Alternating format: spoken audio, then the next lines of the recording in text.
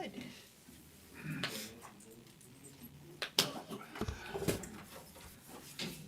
Good morning. It's Friday, November 3rd, 2023, 9:30, 9:37. Oops.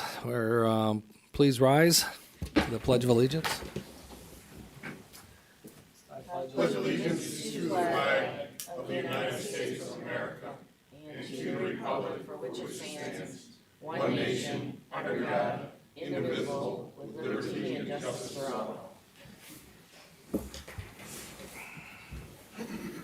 Commissioner Moore, I am here. Riddell, Here. Commissioner Hung. Here. We have a quorum. Good. I'd like to say something before we get going here. We have Mike McCray in the audience. Do you mind coming up?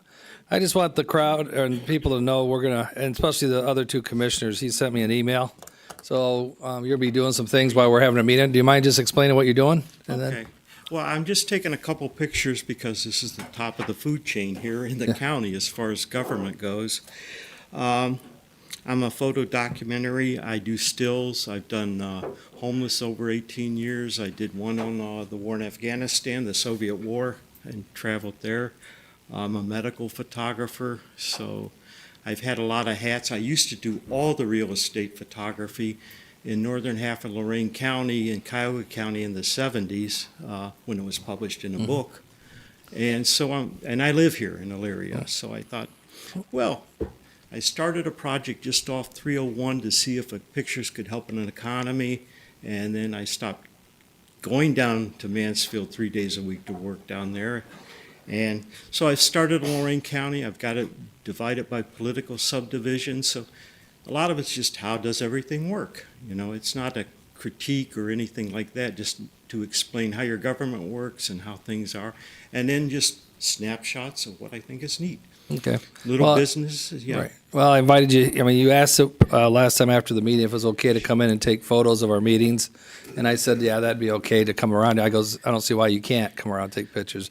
But I didn't want the other two board members to know why you're walking around with a camera here and the audience will be here. So you're here as a documentary to I'm publish. very unobtrusive. Okay. I'm just getting a couple, and I do have a county, like a link to what you do in that, Mm-hmm. so I'm doing this dual links, through Okay. all the pictures on the side. Okay. Well, welcome. I just didn't want anyone wondering why you're running around with the camera. Well, So- thank you very much. Okay. Well, welcome to our meeting. So, thank you. Resolutions, number one, investments. These are today's investments. I move to approve. Second. Discussion. Commissioner Moore, Aye. Commissioner Hung, Yes. Commissioner Riddell. Number two, appropriations. These are the appropriations for today. Move to approve. Second. Discussion. Any discussion? Commissioner Riddell, you said you might have one, or no? Was it under somewhere else, Casey? No, I think the appropriation is what he was. Yes. We have the sheriff with us today. And Sheriff, are you here to speak to the request for the appropriation? Or is,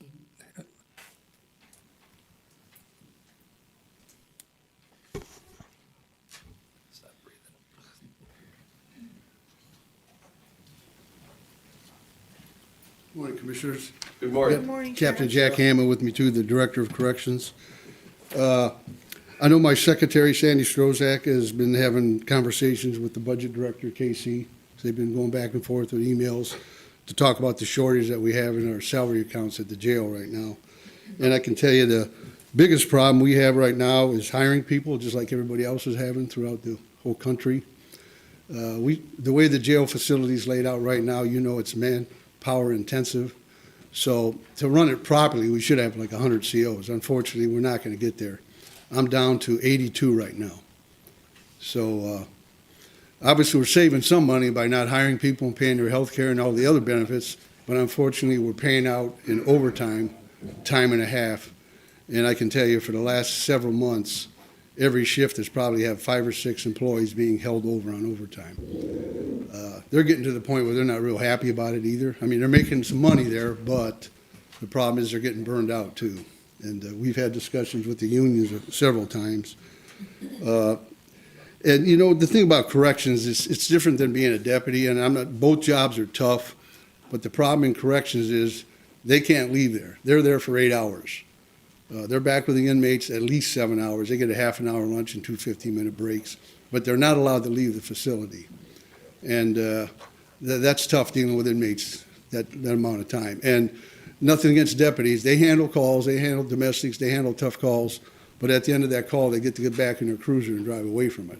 These guys got nowhere to drive away from until they're going home. And as we joke with them when they retire, they've spent 30 years in jail at least. And it's up to 32 now because the pension system keeps raising the retirement age up. But I didn't know what questions you might have, but I mean, the captain's here too, and he might have some comments too. I have some questions, but, if you want to speak first, Captain, that's fine. No, go ahead. No, I just echo what he says. It's very difficult right now. We're doing everything we can and piecing things together. You've seen we've dropped the age limit to 19. Took a little criticism, but not much. But we've actually interviewed some 19-year-olds here this week. They're more than capable in doing that job when they're trained and properly directed. I hired in at 19, so it worked out for me. I think it can work out for other people. And like I told the reporter, we expect our 18-year-olds to go to war to defend us. There you go. Now, come on, let's be real. So the sheriff has given us some leeway to do some of those things. But today, the money that the sheriff's asking for, in my opinion, is nothing new because we knew 20 years ago that the 0.25% sales tax was not going to support those operations. So the money we're asking for today, we've asked for last year, the year before that, dating back to when you 20 were years here. ago. So Yeah, we talked about that. I That's think you about- said the way it was set up, it was back in '01. You said that we were short about $8.5 million. Well, I remember Sheriff the Mahoney, conversation. Sheriff Yeah, Mahoney made a point when it was Yeah. passed, this will not sustain the jail operations correct. in the future. And the other problem that we have is when we opened that addition in '98, we hired 56 additional people. Now, probably about 30 of those people are still with us. And guess where they're at in the accumulation of vacation? They just won some extra comp time for the extra 12 minutes they have to come in every day. So we're to the point now, people are not even being able to take the time that they have negotiated for. And where does that rest? That's going to come back to us. And you as a board, because you either let it mature or you signed off on it. So it's an agreement between the board and them. So we're facing some difficult times moving forward, but we're working on it. Okay. I appreciate the breakdown. Casey, do you have a copy of do you have another copy of this with you? I have one with my notes. I mean, I can. Is there for the sheriff. anything illegal about your notes? What's that? If you do, could you give that to, could you I get it? doodle a picture of, not a planner picture. No, could you, Okay, we'll talk later about that. okay. And you want to give that to Teresa? She can put that on the screen. Okay. This is the conversations and again, I want to start by saying, the tour I took of the jail when I first became a commissioner, it's amazing the job that the staff does, with the faults of the facility and the design and the layout and all the rest of it, not being current and stuff. It was pretty obvious that the staff, there wasn't anybody there taking a nap like in the old days when you walked in the mill, I can tell you that. So, the questions that we had, Sheriff and Captain, strictly, we got a request via email for $800 and some thousand for overtime. And what we're trying to do is establish a budget process and be able to work towards a 24 budget, and this is the 23 again. But it's a question that we'll be asking, and that is that, okay, you said that you're scheduled for 100 people and you're down to 82. So there's 18 people that you're short.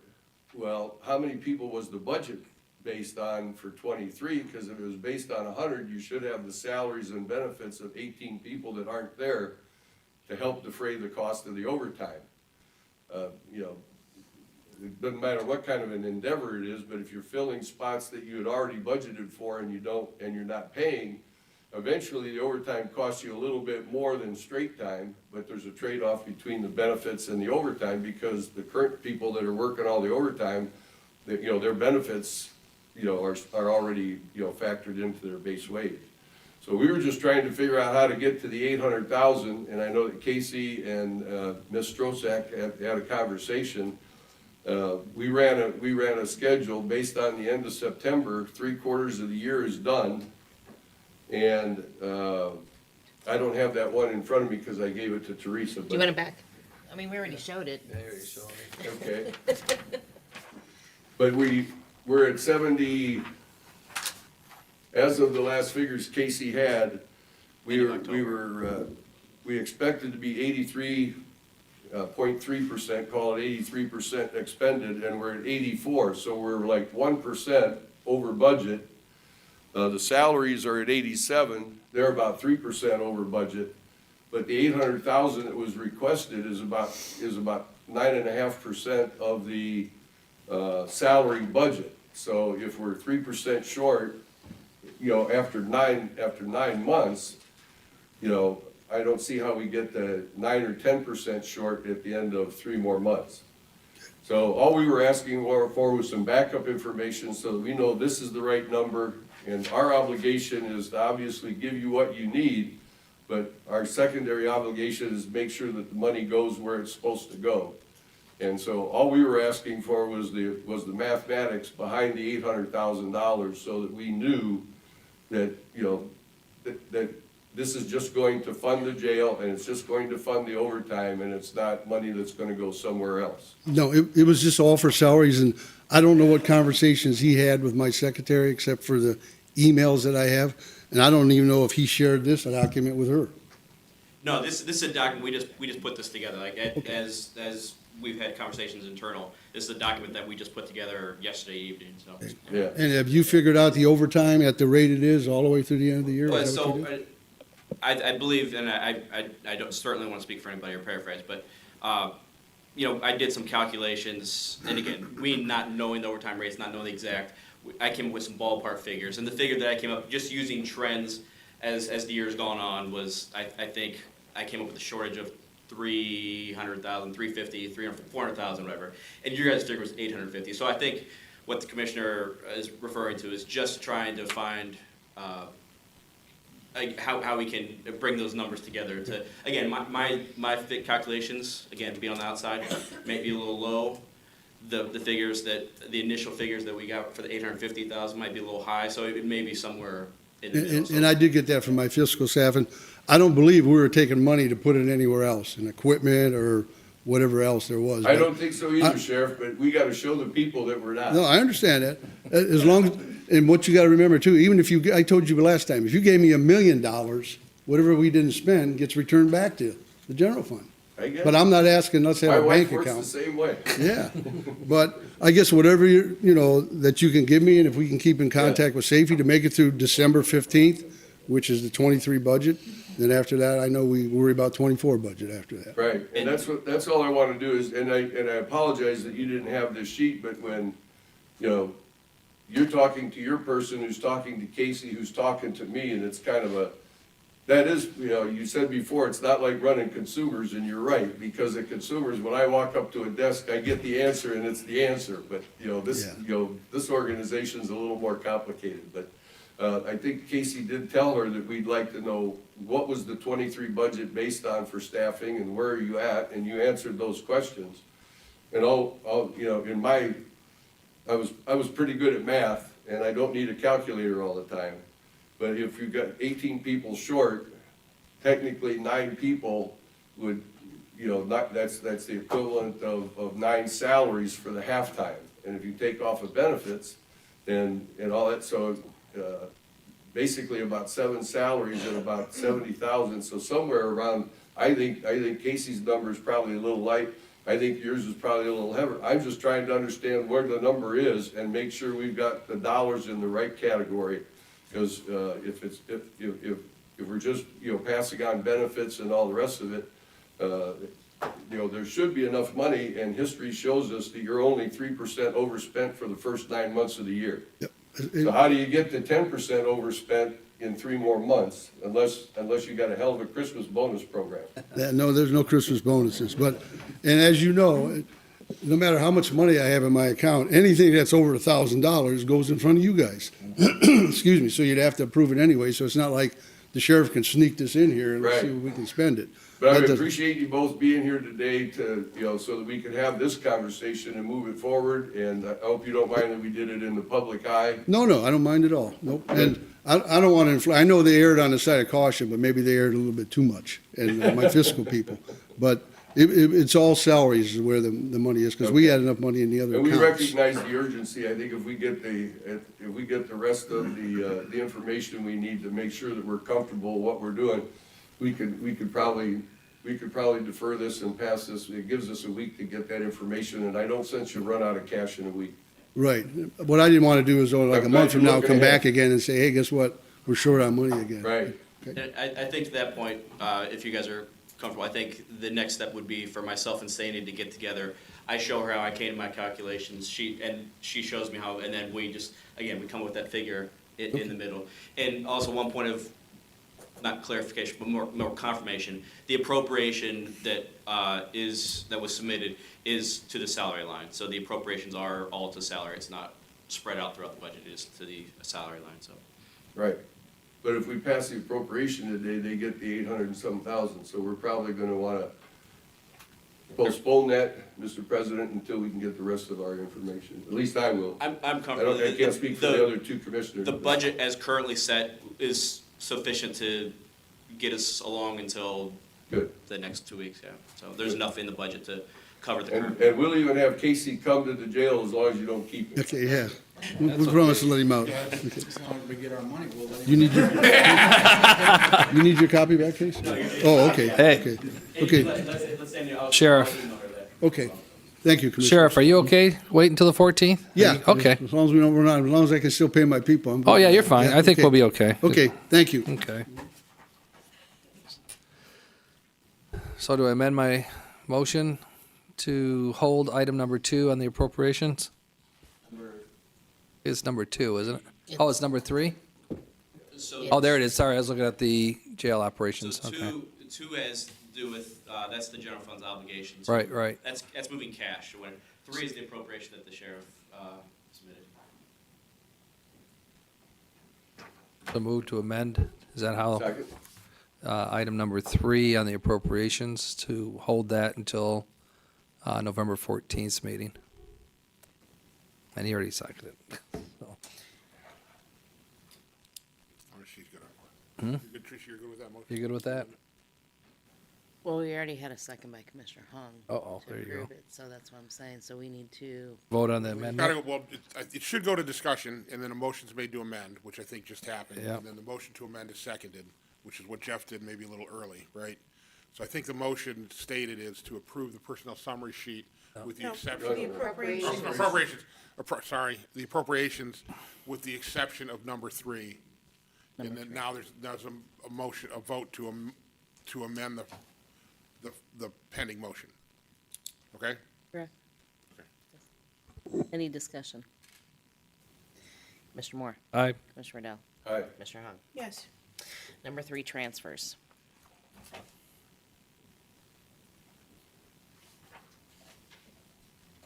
This is today's transfers. Move to approve. Second? Discussion? Commissioner Moore? Aye. Commissioner Riddell? Aye. Commissioner Hung? Yes. Number 4, advances, repayments, there were none. Number 5, requisitions. We have 3 pages today of requisitions. This is page 1. Please go to page 2, please. Anybody have questions on page 3, please? Move to approve pages 1, 2, and 3 of the requisitions.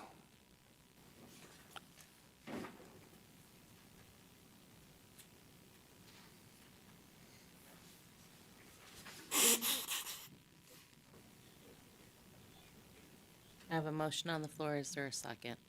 Second? Discussion. Commissioner Moore? Aye. Commissioner Riddell? Aye. Commissioner Hung? Yes. Number 6, travel. Move to approve. Second? Discussion. Commissioner Moore? Aye. Commissioner Riddell? Aye. Commissioner Hung? Yes. Number 7, bills. We have 2 pages of bills. This is page 1 of 2. Page 2, please. Move to approve pages 1 and 2.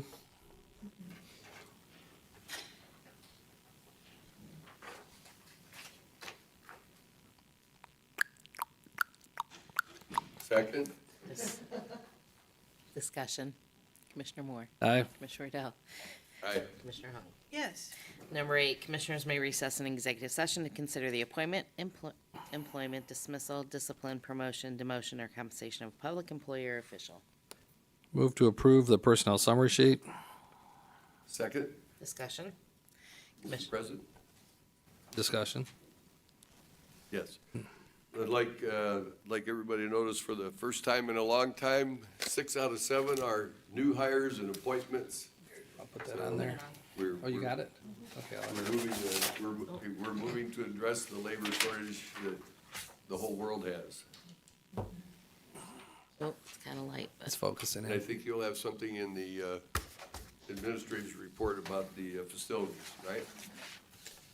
We'll see. Okay. Anything else? Commissioner Moore. Aye. Commissioner Riddell. Aye. Commissioner Hung. Yes. B, public comment on agenda items? No. No. Is there any old business? No. No. Board business. Number 9, approve and waive the reading of the commissioners' meeting minutes of October 31st of 2023. So moved. Second? Discussion. Commissioner Moore. Aye. Commissioner Riddell. Aye. Commissioner Hung. Yes. 10, approve and enter an agreement with Raftillis, Cincinnati, Ohio, in the amount not to exceed $360,065 to perform a feasibility and implementation plan for the creation of a regional wastewater district pursuant to Chapter 6119 of the Ohio Revised Code, and this will be paid from the professional services account. So moved. Second? Discussion. Anybody like to Yep, comment yeah. in regards to this, or are you good?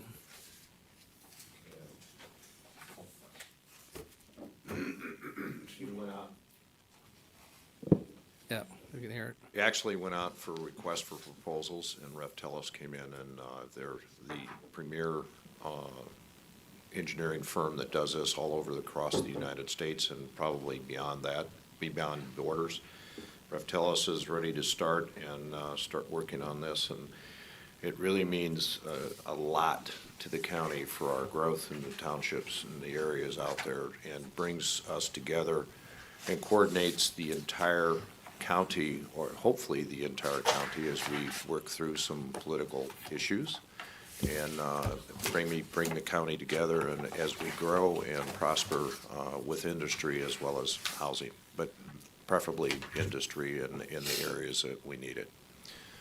And Raftelis is going to give us the effort and the engineering cost, and it looks at as to where we should go next, and establish the 6119, which is needed for the group. Okay. Is there anything further? Mr. President? Yep. Yeah, I'd like to, part of this, this is about sewers, which is not a very sexy part of what the county does, but we have many local, small municipalities, villages and so forth that have these kinds of issues. They're facing, new rules all the time from the EPA and expenses all the time. Secondly, one of the biggest roadblocks to economic development in the county is lack of sewers. And so as we address this, having a regional sewer system that can solve problems for the smaller parts of our county, as well as provide opportunity for growth, that's the kind of leadership that the Board of Commissioners should take on behalf of the whole county, because when you have economic development, the workers in those facilities, they work everywhere, so they live everywhere. So, and we're very fortunate to have, somebody who's very familiar with sewers in Jeff Armbruster, and so he's kind of put that on his plate, that he pushed the commissioners to get going on this a little bit sooner than it was our agenda, but he has the expertise to do that, and I think the public should watch this with great anticipation, because completion of the study and a master plan for sewers will be one of the largest pieces to a master plan for economic development and attracting new industry to Lorain County. So Hats off to Jeff. Well, he tried to go faster than he should have, and so we forced him to go out for some bids, and so he was a little frustrated at that. But your team is doing an excellent job at really focusing on this. This is something that's going to change the county. Like Jeff says, it's not very sexy talking sewers, but we'll be able to control our growth more as a team countywide instead of individual fiefdoms, and that's what I like about this program. So Well, certainly not the effort just of us. I mean, you've got the City of North Ridgeville, Mayor Corcoran, and his efforts behind this. Corey Timko has given us the opportunity to work with Corey. Most recently, the City of Avon Lake, or not the City, Avon Lake Utilities is talking further about possibly coming in and looking at that option. So this is growing. It's growing not only in, and thank God that North Ridgeville residents years and years ago, I mean, back in the 1981, purchased that plant, and the Ohio Water Development Authority that actually physically located it there, that it, and the acreage that not only they provided, but the City of North Ridgeville purchased, allows us for that opportunity to take a look and move this waste that is, you talk about strategic planning. I think that Dave missed one thing. You get water, food, and land, and if you have water and food, you got to get rid of the waste. So that should have been on the list up there too.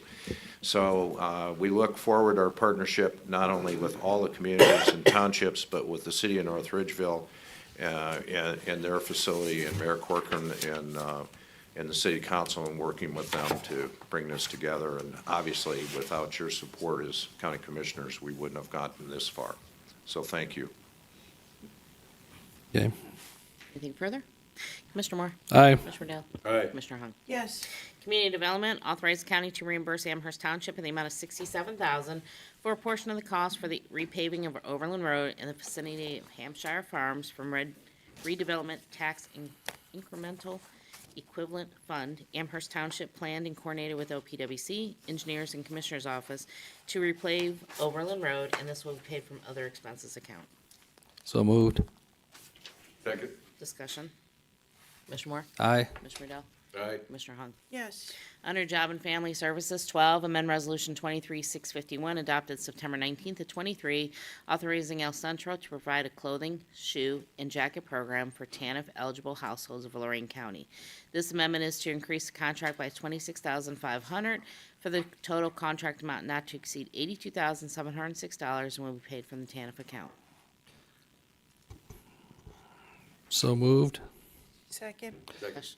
We have the Director of Job and Family Services here today, Barb Tamas, because Commissioner Riddell was requesting her to discuss a couple issues that we had on Tuesday night.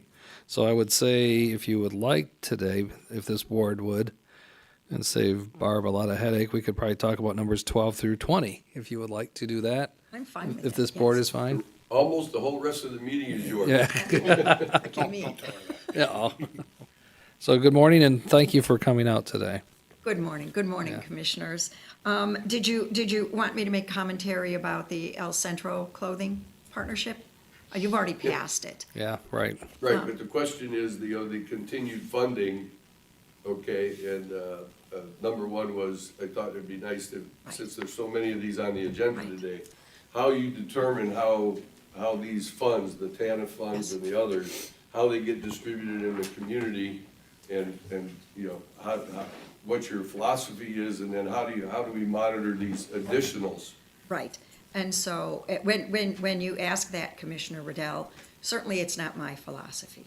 At the end of the day, in running Lorain County Department of Job and Family Services, few people think of me. I represent the state of Ohio, and these are federal dollars. These are federal dollars that have come back to Lorain County. And in our training, I will apologize, everyone, JR, how sick of hearing me say this are you? For every dollar that we can spend of Title 20 in TANF dollars, it said $6 comes back to the county. We receive approximately $4.9 million per year, the allocation, and that's to provide assistance within the county. Now, that would sound wonderful on its face, and many Nonprofits have approached us wanting to enter into a contractual relationship with us. However, the catch point is that eligibility is required. So we have to have eligibility for every participant. The clothing program, every one of those families that are participating have to be deemed eligible. So they have to fill out an application, they have to be deemed eligible, 200% of the federal poverty rate. The same goes for, we are partnering, I'm trying not to get too far off task, but it is a vast array of partnerships we do. I know that you're likely aware that we partner with Neighborhood Alliance for shelter nights. We are, last year we started partnering with the Educational Services Center because we wanted to fund social workers in the schools, because the counselors can no longer do the roles that we were most familiar with. That transition this year, so we're funding social workers to be put into the schools. That was 3 for last year. This year, when I got together with my team and Franco Gallo, he said, Barb, there's something much more important out there, suicide prevention. Currently, we have 4th graders contemplating suicide. I was blown away by that. So we're funding, sending people to the schools to talk to them about suicide prevention. Once again, the majority of it has to do with eligibility. As long as we can establish eligibility, we can use those dollars. Let me segue into the question that you had, Commissioner Riddell, on Tuesday evening about our mentoring and tutoring program. You would not be expected to know this because this request for proposals went out in August of 2022. So you were not here yet. The mentoring, tutoring, everything we do, commissioners, is tracked both at the program level. What services did you provide? How did you determine eligibility? And what was the result? What result was there for the community? Because TANF dollars are specifically meant to strengthen families and children. Children is at the heart of it. And by strengthening families, it is believed that the children will be strengthened. But sometimes we just go directly to the children, right? So that's what our mentoring and tutoring programs are. The mentoring is the family. The mentoring portion of it is the family. The tutoring, of course, is the children, and it is math and English principally. Certainly if they arrive at these facilities, currently it is Big Brothers, Big Sisters. I know that we're doing some mentoring and tutoring with Tower Educational as well. They're not on the agenda. And Horizon Educational.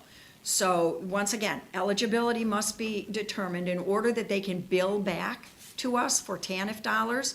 We're always going to be hung up on that eligibility. And you indicated you wondered if we were just throwing money, perhaps throwing money at an issue without knowing what the results are. We do know what the results are. We have tutoring logs that we are required to keep. We have grade reports. We have statistical analysis. We have attendance logs. We have all manner of documents, Commissioner, because I don't want to lose a bit of sleep any night knowing that our financial audit's coming up, but our program audit is either going to happen right before or right after. And when those people that analyze our programs, when they come into our agency, everything's fair game. They can pull anything. And I'm not going to worry that, 6 months last year, we didn't bother with TANF eligibility. I'm never going to worry about that. So we additionally, our agency has a fiscal monitor, a contract monitor, and he monitors all of these TANF contracts monthly and then yearly. Does that make sense to you? Does that answer your questions? Sure. Okay. And we didn't mean to imply that you were just throwing money away, No. but, some of the questions I ask Yes. are questions that citizens ask of me. And so if I don't have the answer, I have to get the answer. I agree, and that's beyond reasonable. It is, especially in light of the fact, $4.9 million. What are you doing with it? Lorain County Department of Job and Family Services. Frequently, we're approached by the, sometimes for-profits, generally not nonprofits. I'm attempting to set up a meeting with not United Way, we're something else with United Way. Elyria YWCA has approached us. I approached them last year, they weren't ready, and so we're attempting to set up a meeting to see if we can't assist them with some of their expenses. So, yeah, there are all manner of documentation. I mean, once again, apologize if I'm repeating myself constantly year after year. Documentation and verification is where we live. We require it of our clientele, and we require it of ourselves in order to be audited in the various ways that we're audited. So you have a process that when you make these grants to nonprofits, that they're following the eligibility rules that you are responsible for? Absolutely, absolutely. For these TANF dollars, we do meetings with these people. We do pre-bid conferences, and we meet with them even off the record and say, look, it's not that I woke up one day and decided I'd like to burden these dollars and make them more difficult for community partners to get to. That's not the case at all. That's how TANF dollars work. And so I'm attempting to educate the nonprofits around the county. So if you approach us to partner and you want TANF dollars, there's a set of rules. There's just a set of rules that we're required to follow. And I would be the last person in the state of Ohio to cause Lorain County to lose any TANF dollars because we were reckless with them. That would be the height of recklessness in my mind. Because children, at the end of the day, sometimes people say to me, well, you're the welfare director, right? That's what I am, welfare director. How do you do it? How do you do it every day? How do you do it? It's children. It's the children. If you focus on the children and the ability to impact children, and I will never know, but the efforts are there and the outreach is there. And I think, I think that is the noble cause. Thank you. And today is I'd like to remark that today is the veteran start of the Coats for Kids program. Was on the radio this morning at Gulf and Ohio Street. Today you can start and drop off Coats for Kids. And all I would ask is that, Barb, is that at some point, you might, I want to appreciate that you participated in our strategic plan at the college. It was easy to see that red hair in the crowd, so. Kind of You my were there calling both card. days, and I appreciate that, and through those contacts that established through that process, I'd like to think that we could sit down and make sure that there aren't underserved pockets in the community. It seems like we have dozens and dozens of programs, and they're all have a specific agenda, and we don't want to be overserved in one area at the expense of somebody that's underserved. And we still have our community, still a very generous community with Mary Lee Tucker and the Coats for Kids and the stuff that's volunteer and donated. And maybe that's where, with your guidance, they could fill the gaps with people that don't meet the eligibility, but still doesn't mean they don't need. Absolutely. Now, I had that conversation, Commissioner Moore, with your admin assistant, Amy, because we were, there was a commissioner complaint, and she had reached out to me, and we had discussed it, and I said, if you're not eligible for the benefits, SNAP, Medicaid, cash assistance, you're not eligible for that. There are a variety of other programs in the county. There's certainly community action to assist with rental assistance and utility bills and the like. There's certainly United Way. Ryan Aroni from United Way reached out to me, I'm going to say maybe last year, to assist in funding their 211 line, right? Call 211. If you don't qualify for our benefits, and we're right there to refer people, right, that are angry because, and once again, the 200% of the federal poverty level, you don't think that I thought that up. That is in our training. We are required to use these qualifiers, right? It's a system that is impressed upon us, and our trainings are ongoing. And but you can miss it by $1. You can miss those programs by $1. Well, there are lists all over the county of the churches and Second Harvest and all of the places that you can go and get food bags and food boxes and the like. Certainly, that's part of our business as well, to go ahead and direct people toward that if they don't qualify for our benefits. I appreciate you helping with Amy, because I know she was on the phone a lot with that individual. 'Cause And you know, people want to be Commissioner- heard, and they just want to know where can they go, you know, so. They do, and, you know, once again, when admin assistants reach out to us and they have a question, the goal is never, Commissioner Riddell and Administrator Armbruster, you know this, my goal is never to overwhelm with the whole down and dirty, and this is the system, and this is how we implement it, and this is what we do, so that you walk away and you're like, oh my God, that was so much, that was terrible.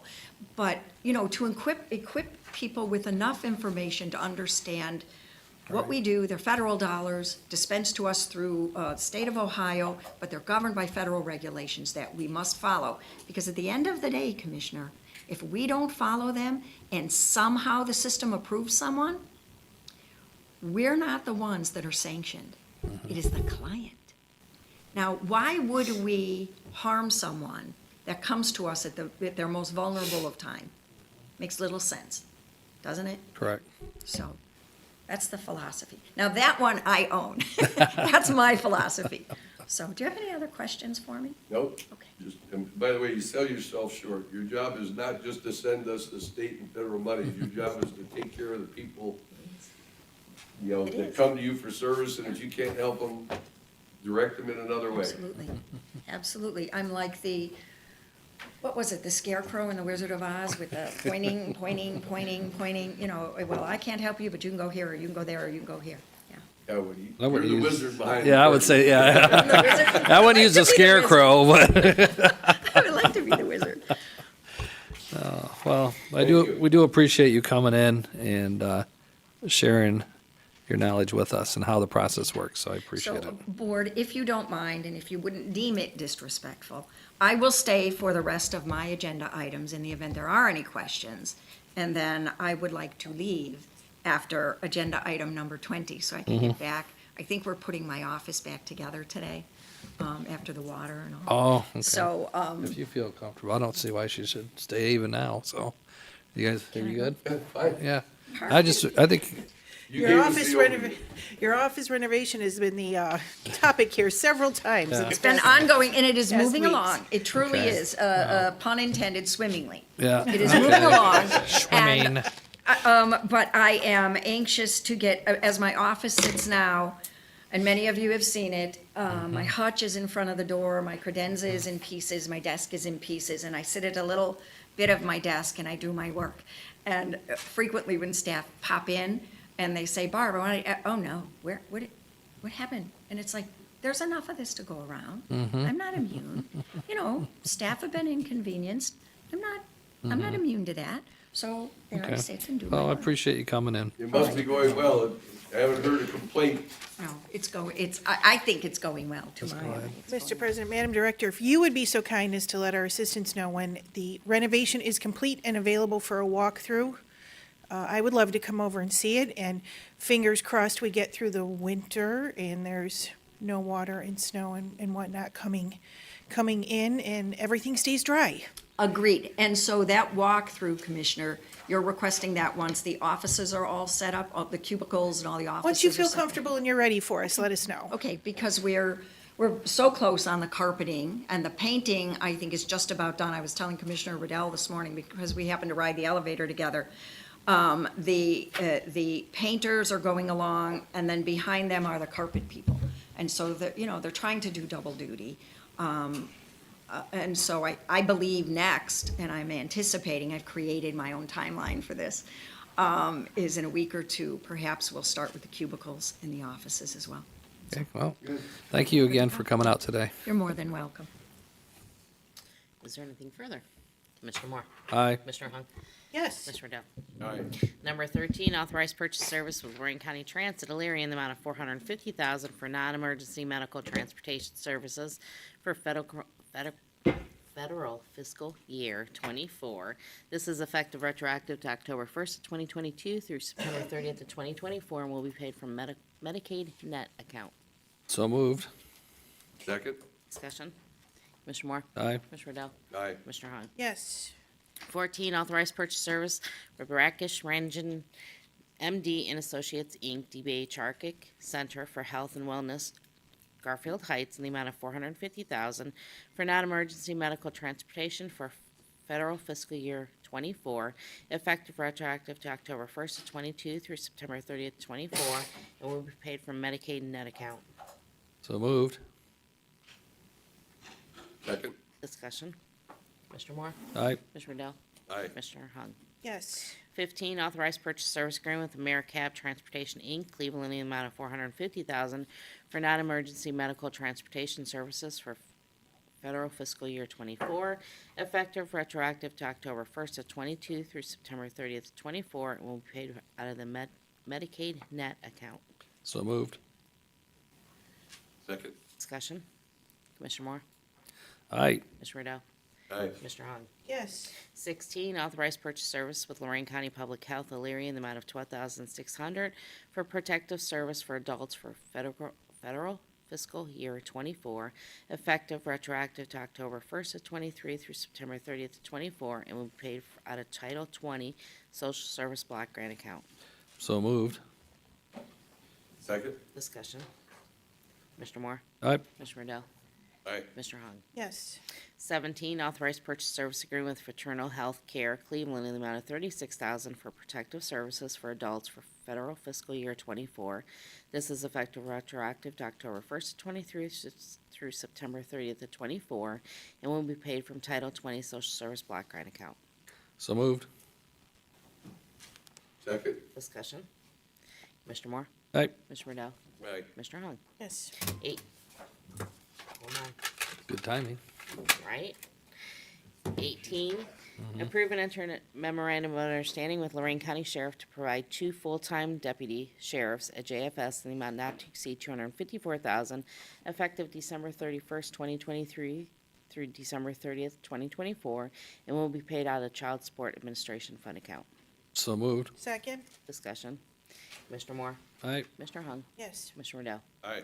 19, Amendment Resolution 22-681 adopted September 21st, 2022, authorizing Horizon Education Center to provide mentoring and tutoring services for low-income Lorain County children in the amount not to exceed $250,000 using TANF funds.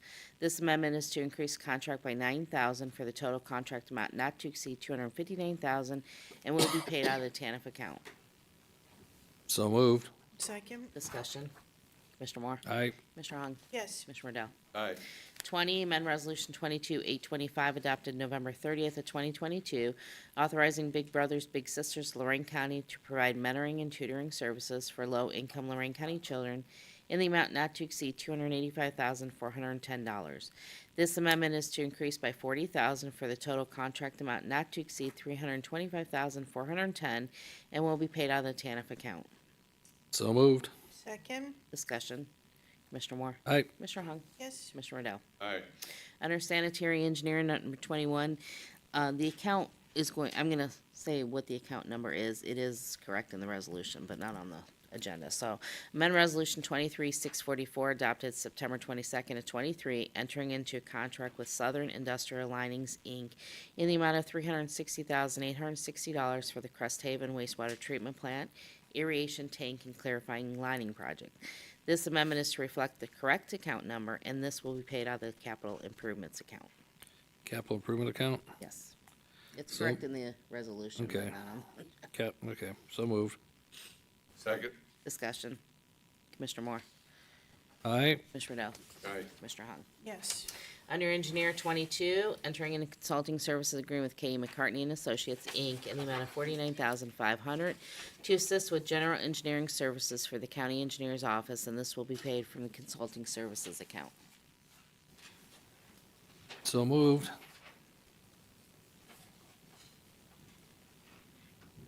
Second? Discussion. Commissioner Moore? Mr. President? Yeah. On the, if you would convey back to the office, we'd like to have a little bit more, explanation. This, it seems like periodically we've got a bunch of these contracts, and I take some phone calls because they come in at $500 less than the $50,000 limit, which, by the way, is now $75,000. Okay, but we'd like to, other than general services, maybe what we need to do is just have a meeting with somebody from your office and explain how you handle outsourcing engineering. Yeah, excuse me. Yeah, we can certainly have further discussion if it's needed. It is quite general when we do these. Sometimes it's it's for various tasks that we will need to complete throughout the end of the year. It is hard to put a description on it sometimes, but it's really just to supplement the staff in our office with another qualified engineering firm. Thank you. Anything further? Commissioner Moore? Aye. Commissioner Riddell? Aye. Commissioner Hunt? Yes. Public comment. Hey, guys, which one's first? Okay, Chuck. I appreciate you running right up here, too. I was going to add you guys at the end, really. You guys were so aggressive, I thought, you know what? I guess I Long better. meeting, we're just trying to get you through. Oh, no, I Good morning, appreciate- Commissioners. Chuck Brookie. I'm the business manager for the Laborers Union here in Lorain County, Local 758, also the president of North Central Ohio Building Trades, where I reside over 12 different building trades in 13 different counties. I'm here today just to talk about revitalization. I want to commend you, Mr. Armbruster, for the 6119. That's awesome, because we've been talking about this for, 20 years? And we need that. I do a lot of traveling in my job through those 13 counties, and we are falling behind here. It's, our neighbors, Erie County, we just got a big solar project there, which is, huge for the schools and for tax money. We also got a database, an old GM plant in Sandusky. It's over $800 million job in the first phase. So I'm here to ask you commissioners, put on the blinders, get through all this drama bull stuff, and let's focus on the revitalization. We need jobs. We need high-paying jobs. We need revitalization. So thank you, Mr. Armbruster. Thank you for the smart tank at LCC.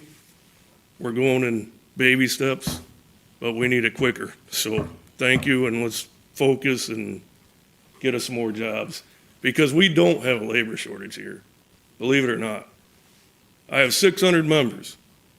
Yeah, they're all working, but they're not working here. Out of 600 members, I only have 60 members working in Lorain County, 10%. We need jobs. They want to come home. Please bring them home. Thank you. Thanks, Chuck. Chuck, that was a compelling figure when you shared that with me a few weeks back. Yeah, it's, we don't have a labor shortage. We don't. They want to come home and work. Brian? Amen. Morning. Good morning, Commissioners. Brian Baker, 49822 Greystone Drive, Brownhelm Township. I come up here to talk about two issues real quick, and I do want to talk about a positive at the end. But my first one is transparency. I came here a couple meetings ago, and I talked to you, Commissioner Riddell, about what it was going to cost for the 7 commissioners, and Mr. Hoagland said it was $120,000. Reading the newspaper yesterday morning, and Mr. Gross writes a good editorial in there, not that I agree with his position, but I do read it. And he said it's going to cost us an estimated $350,000. So how can we go from August, not costing zero, to that day when Mr. Hoagland says 120, and now we're up to 350,000? It seems like it's getting closer to the number that I brought up in here. And I think that's transparency that we should be telling the public, not have to read in an editorial. My second one is on transparency. I was here a couple weeks ago. We passed a requisition for $20,000. We passed another one for $40,000 and another one for $40,000 to pay off an employee. I don't know the details, don't really care about the details. What I would ask is, did anybody check with your insurance agent or your insurance policies to see if any of that's covered if we had wrongdoing through the employees or whatever happened in the investigation? The reason I ask that is is that all taxpayers' money to pay for someone doing something wrong? If we have insurance money, should we be able to get that first? My last piece that I have to say is, I do commend Dave and the gentleman at the college. I sat through both days out there. Very interesting. I think we've all known for years here that the water was going to bring everything back to this community, and I think that was pretty much shown there at the college the other day. I did talk to Jeff this morning. The one thing that I was kind of amazed to see sitting there, I think only 3 mayors were there, and I think that if this is going to happen, there's got to be a lot of decision makers in the room like that. Now, Jeff told me the next phase, it'll come in April or whatever it is, or not April, but March, February and March, we'll do that. But the reason I bring up transparency is the only way that we're going to move forward in this plan that was out there, the strategic plan, is called trust. And if we don't have trust, and I think the transparency's got to be out of there, or it's got to be at the forefront of all of this. So like I say, when I read this yesterday, and I know Danny, he's right in, I mean, the campaign finance report kind of showed yesterday who the top 3 were. So Danny's probably up on the information. But I would say, just tell people up front, people will make the decision whether they want it or don't want it. And I think that's what we have to do going forward. My last piece is, I think hopefully everybody gets out and votes on the 7th. I mean, I know we're going to have bad weather, so just remember you can vote today, you can vote tomorrow, you can vote Sunday. Can't vote Monday early, but vote on the 7th. Okay. With that, thanks thank you for for the your commercial time. on voting. Appreciate it. Mr. President, Brian, thank you for your participation in the study. And yes, there are other phases, but this whole concept of the strategic plan, which we'll hear an update today yet, starts with the public, okay? Because whether you're a mayor or a councilman or a county commissioner, we're here to serve the people. So it starts with, what do you expect? And then comes, we got to get the other people involved in how do we lead in that direction. So, but I appreciate you doing that, because it shows that you're willing to help towards the solution, not just come to the meeting and yell at us. So. I don't yell at you. I try to be professional here, and I don't think I've yelled. I've used a bad word one time, and my mom corrected me on that, just so you know, when I got home. So I won't do that again. To your other item, I thought we addressed it on Tuesday, but again, I think the difference is the Brian Hoagland number is how much for commissioner salaries. Okay. The number I gave you of 300-some-thousand would be if each one hired an assistant, the total cost. Okay. And the 0 comes from the fact that if you say, well, is this gonna need any new money out of the commissioner's budget? The answer is no. Well, We will fund it with the current dollars that we have. So the one thing I would say, I've never heard the 350,000 number from nobody until we been talked everywhere about I it went. today. And when I asked a couple weeks ago, I didn't hear it. What I did hear is there won't be another levy. And I've never said there was going to be a levy in that. And that's Right. what you answered in new business a couple weeks ago. But I would just say is be upfront with people. People who are educated in this community, they can make the right decisions. And with that, thank you guys for your time. Hey, thanks for Thank coming you. in. Yeah, Mr. President. Dan, when Mr. Baker brought up the Battistelli settlement that was in the requisitions, it was for the 40 and the 20, not for 40, 40, and 20, correct? I just want to make sure we have the record correct on that. I honestly don't know because I don't get involved in how the finances work. I don't remember looking at the requisitions, what was there, but It was the 40 and the 20, That's all it was. yeah. Okay. Okay. thanks. And then you had advised me about 20 minutes before that meeting that it was a legal bill and it had to be paid, correct? No, I said that the appointing authority had made a decision to settle a matter, but legal bills to me. Settled legal matter. Settle a correct. legal matter, correct. I'd probably use the wrong word. Yeah, there. legal It bills was a are settled bills. legal matter. Correct. Okay. Yep, Great. yep. Just to clarify that for Mr. Baker. Yep. County Administrator update. Dave, you want to start?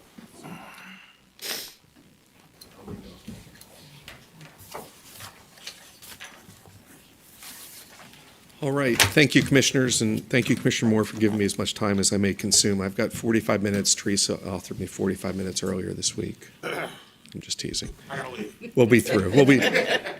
We'll go rather quickly through this. I want to, as Commissioner Riddell has asked and has emphasized and talked about transparency is to give regular updates on what we're doing. So this is the October update, and see if I can make this work. So some of these slides you're familiar with. This one you have seen repeatedly. I just drew a red arrow to let you know kind of where we are in the process. We're about halfway through. You've seen this table before, so I don't believe I need to go into much detail on that. I want to give you some updates. So we talked about a couple surveys. There's an employee survey that has been sent out to the employees of the county commissioner. We did ask the other elected officials in the county to send it and share that with their employees. The only one I've received confirmation that did so was the sheriff. So I don't know if the others have or have not. But what I can tell you is 216 have responded. We anticipate that, knowing the sheriff sent his out and ours, that's just over 50% of the known population, which I think is a very high number, but it may be a lower percentage if other electeds had sent it out to their staffs as well. The survey one, so that's the survey that we sent out and that's available to the community. It's on the county commissioner's website. It's been promoted widely through various means, including the Community Foundation. That number of 879 was as of yesterday. Today's number is 886, and we've had 4 return in Spanish. Part of the process here is to have this available in English and Spanish, which we've done. Both survey deadlines have been extended till December 8th. We want to get as many folks to participate as possible. The next item you see, and it was previously discussed, the think tank. The think tank was held Monday and Tuesday of this week. The attendance numbers were actually pretty strong. Monday we had 97 people, and Tuesday we had 70. Considering Monday was Monday, and also we had snow and cold weather, I thought that was a very good number for participation. Upcoming events, Survey 2 will be going out the end of January. This is chronologically out of order. And the think tank report will be available around mid-November. So I'm going to go into a little bit more detail on the think tank process. Here's just some visuals, some pictures to show you the participation. The college, by the way, did a phenomenal job in hosting the event and had a lot of high marks and high regards for their hosting. The think tank itself was divided into 2 days, as I mentioned, Monday and Tuesday, part 1 and part 2. I'll talk a little bit at higher levels on each one. Part 1 talked about macro trends, key drivers, and rating the future impact of those drivers. And then part 2 was based on the responses from part 1, which talked about developable plausible scenarios, identifying expected and preferred outcomes, into building strategic pillars. So we talk about the first one, building macro trends. These are some of the things that were discussed. Demographics, population, mass urbanization, food, energy, water, climate change, we'll add in there. Sewers for County Administrator Armbruster, and technology drivers. Once these items are identified, we want to move into the next phase of predictions and observations. The one I want to focus on here is the second point. People and industries will continue to cluster around megacities in specialized cities and regional centers.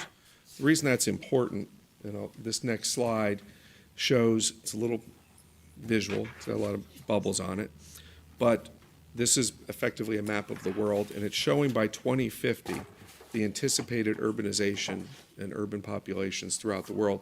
If you notice, underneath an urban world, 2050, is the United States. And what I want to point out is the quote there with the anticipated U.S. population at 365 million, but 90% of the U.S. population will be in urban areas, which supports the next slide, which shows, if you like concentric circles, this is kind of a slide for you, but it shows, which we all know, Lorain's proximity to Cleveland, but it substantiates the belief that by 2050, 90% of the population will be around urban areas. We are one of those urban areas. What this also shows, interestingly, is the center circle here, the 55,000 number, are Lorain residents that work in Lorain County. What we show, the 81,000, I'm not sure they all go into Cuyahoga County, but 81,000 of our residents work outside of the county. To support Brian's point, we need to do more here in Lorain County to bring jobs here into the county. And around 38,000, almost 39,000, live outside the county but work in the county. So if you look at kind of where we are, we're positioned geographically to take advantage of what is believed to be future trends in employment and in industry. Other items that were brought up, and this was some benchmarking that was done with Lorain County and throughout the country. There are an estimate, 3,143 counties, parishes, boroughs, and equivalents. Equivalent would be the Washington, D.C. And this has where our index is and where we rank. And I went one step further and put where we rank as a percentage of the 3,143 counties, villages, counties, parishes, boroughs, and equivalents. Before my next comment, though, to put it in perspective, Cuyahoga and Franklin counties are 29 and 30 in the country as far as size and population. So just want to let you know, going back to those circles, we live right next to one of the largest metropolitan counties in the country, and Franklin County is not too far away. So they indexed a number of these different items, right? So we look at Innovation Intelligence Index, we rank 558. That's the top 20% in the country. And I believe, once again, we're positioned nicely to take advantage of what hopefully this think tank, but where the trends are moving. Human Capital Knowledge Creation, 19%. Business Dynamic Index, not so good, 63%. Business Profile Index, top 5%. It's actually less than that, we're like 4.7%.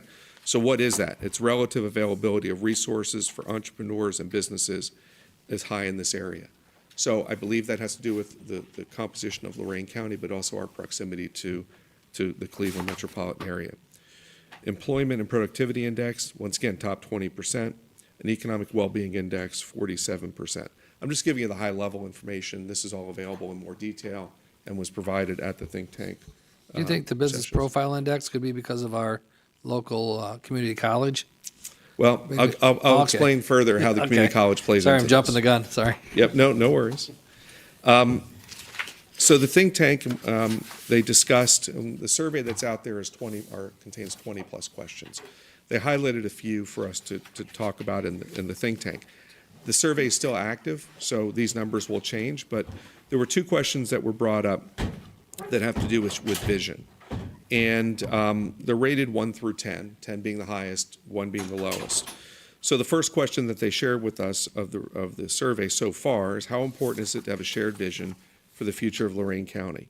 Almost 75% believed and rated this, I would say, very high, 7, 8, 9, or 10, which lets us know that we're on the right path. How important do you think it is to have a shared strategic action plan that maps out the future of the county?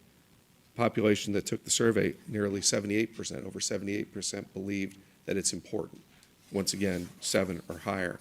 So this, if nothing else, demonstrates that we're on the right path. And we're hearing it right now, some positive comments about the process we're going through.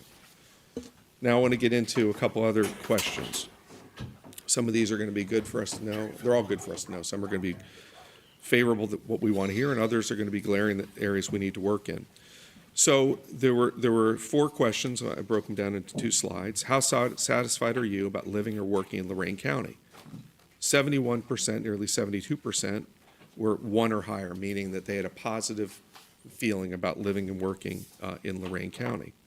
The next question is, do you think Lorain County offers your future opportunities to grow and thrive? Only 55% believed the same way. However, if you look at the 0, where people are like, don't really have an opinion or don't know or are indifferent, that's 25%. That's an opportunity for us through this strategic plan to address that 25%. We don't want to leave behind anybody who was to the left, who are in the negatives, but we have an opportunity here to raise this number to almost 80% with correct process training and planning. The next slide, this is a little more daunting. How satisfied or concerned are you about the way Lorain County is changing and the overall current direction? So this is a current direction. Do we either think the county is going in the right direction or not? 41% believed we are not moving in the right direction. But more glaring is 24% really had no idea if we're moving in the right direction or not.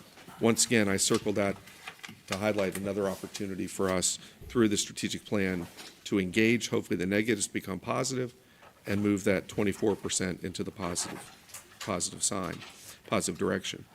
The next question, how satisfied or concerned are you about the ability of the Lorain County organization, so that meant Lorain County government, not just the commissioners, but all county seats, to adopt current and future changes?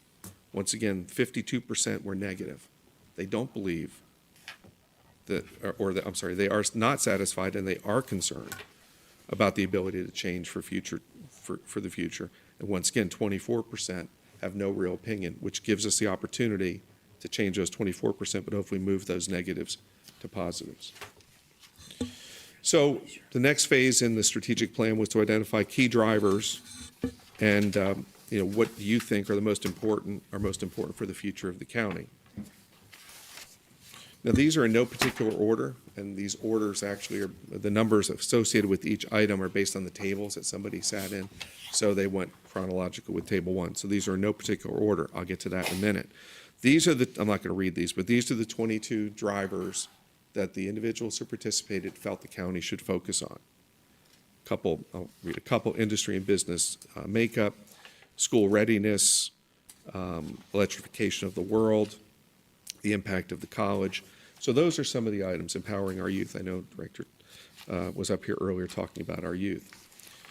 So once those 22 items were identified, they were asked to be rated, each one. So you see on the left, driver 1 through, I only gave you 8 here, but 1 through 8, we saw what number 1 was. And then individuals were asked to rate each one based on those specific categories. Okay? Here's some of the outcomes. So the outcome as it relates to industry development. Interestingly, if you look at the top 3 are highlighted in green. It was the impact of LCCC, creating a diverse and educated workforce, industry and business makeup, and a functioning county government. So it was interesting to me that functioning county government was one of the top 4 items identified, because the general belief is we can do better and we can do it collectively with all row seats, not just the county commissioners. The next item had to do with quality of life and opportunity. Once again, these 4 in red, and this has to do with scenarios shaping drivers and community direction. Obviously, school readiness, which we heard earlier, safe and affordable housing, which we actually had a conversation internally this morning about, creating a diverse and educated workforce, and access to community resources. So based on the information that was provided, the drivers and how they were rated, these were identified by the group as areas that the county should focus to the extent we can. And remember, a lot of those drivers, if you look at them, are items outside of county government's control, but we have an opportunity to help facilitate the delivery of those services that the residents are telling us they want us to do, because this is their strategic plan. The next phase, and this is a little wonky, I'll go through this very quickly, is based on these 4 criteria, how do you rate these?